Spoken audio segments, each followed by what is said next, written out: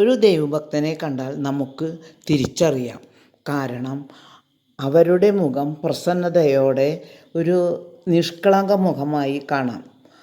അവർ ഒരിക്കലും നിരാശപ്പെടുകയില്ല. അവർ എപ്പോഴും ദുഃഖം, പ്രതിസന്ധി ഉണ്ടെങ്കിലും അവരുടെ മുഖം സന്തോഷമാണ്. അവർ മറ്റുള്ളവരെ അവരുടെ വേദനയിൽ നിന്ന് തേൻ തുളുമ്പുന്ന അവരുടെ വാക്കുകളാൽ സന്തോഷഭരിതമാക്കുന്നു. അവർ എപ്പോഴും ദൈവത്തിൽ സന്തോഷിക്കുന്നു.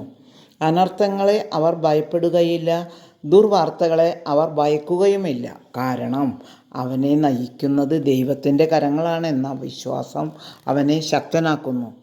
അവൻ കർത്താവിനെ ഭയപ്പെടുകയും അവൻ്റെ കൽപ്പനകളിൽ സന്തോഷം കണ്ടെത്തുന്നു.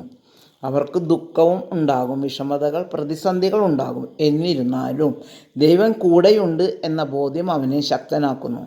എന്നെ ശക്തനാക്കുന്നതിലൂടെ എനിക്ക് എല്ലാം ചെയ്യുവാൻ സാധിക്കും എന്ന വചനം അവർക്ക് പ്രത്യേക ഒരു ഉന്മേഷം നൽകുന്നു.